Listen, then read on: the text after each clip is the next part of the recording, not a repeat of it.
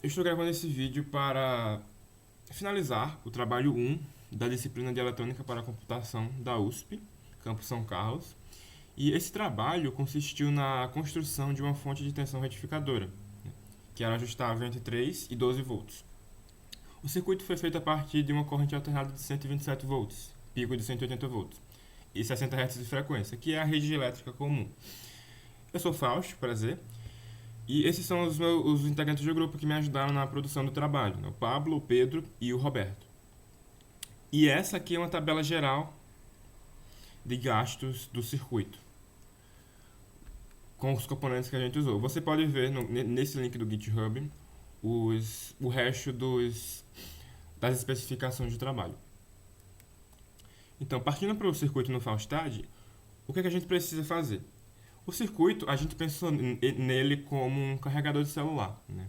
E o que o carregador de celular precisa? Ele precisa de uma tensão que seja constante, né? Ele precisa de algo contínuo, para não ficar algo muito perigoso para o celular. Então, a princípio, a gente tem que pegar essa fonte de corrente alternada, que é tipo uma função seno, né? Ela sobe para o máximo, depois vai para o mínimo, máximo, mínimo.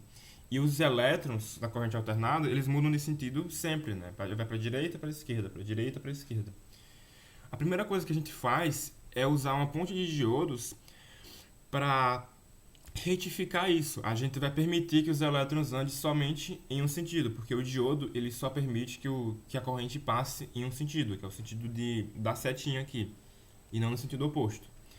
Então, a ponte de diodos faz isso, ela permite que os elétrons só andem em um sentido. Então, em vez de ter para a direita, para a esquerda, para a direita, para a esquerda, a gente vai ter para a direita, para a direita, para a direita, para, e assim sucessivamente. Só que esse para não é legal, né? Porque a gente ainda está tendo quedas de tensão muito grandes. Se vocês olharem no gráfico aqui, a tensão sobe bastante e desce, sobe bastante e desce. Como é que deixa essa tensão melhor, né? Mais bonitinha, mais constante? É aqui que a gente usa um capacitor como um estabilizador do circuito, né? Pensa que o circuito ele vai sempre subir a tensão e descer. Na medida que o circuito sobe essa tensão, existe corrente. E essa corrente, ela carrega o capacitor. Perfeito? Ok. Então, quando a tensão sobe, a tensão da fonte da rede, quando ela sobe, ela carrega o capacitor. E quando ela vai descer de novo, em vez de a tensão voltar para zero no circuito, ela não volta para zero. Por quê? Porque agora o circuito passa a usar a tensão que é fruto da carga que foi armazenada no capacitor.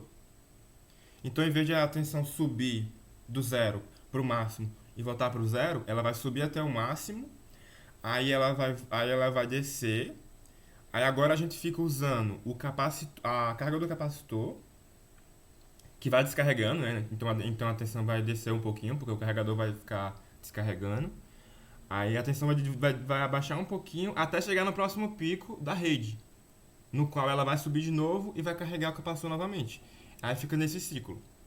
E é isso que vocês podem ver aqui no gráfico, ó.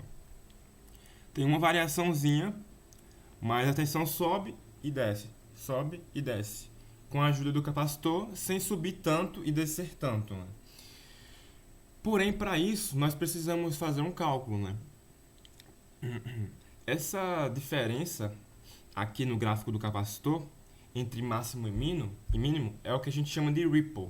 Ripple é o porcento, né, da voltagem total que está no capacitor, que é 25 volts, que equivale a essa diferença, né? Então, a diferença entre o máximo e o mínimo da tensão aqui, essa diferença, ela é o ripple do circuito, né?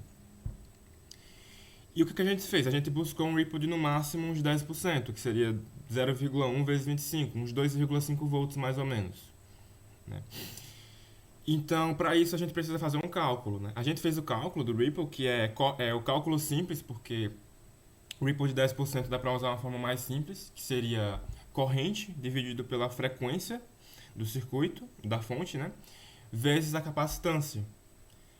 Daí, como a gente tem o ripple como 10%, a frequência vai ser 120 Hz e a corrente está aqui, ó. mais ou menos 37 miliamperes e no máximo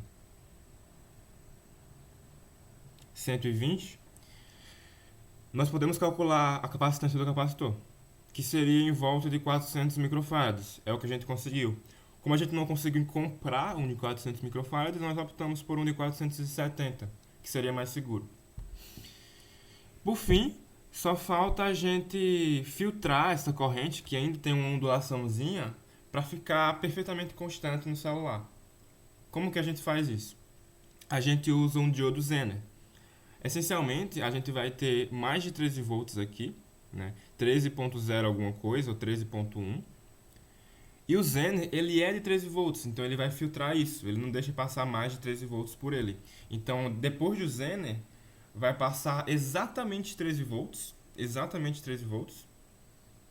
Porque ele não deixa passar mais que isso. Daí o celular fica com no máximo isso. E é no máximo isso com uma tensão muito contínua. Então daí a gente tem uma missão cumprida. A gente conseguiu de fato pegar a corrente alternada, colocar em um único sentido, deixar quase constante com o capacitor e de fato filtrar com o Zener para ela ficar perfeitamente constante. Essencialmente o trabalho se tratou disso.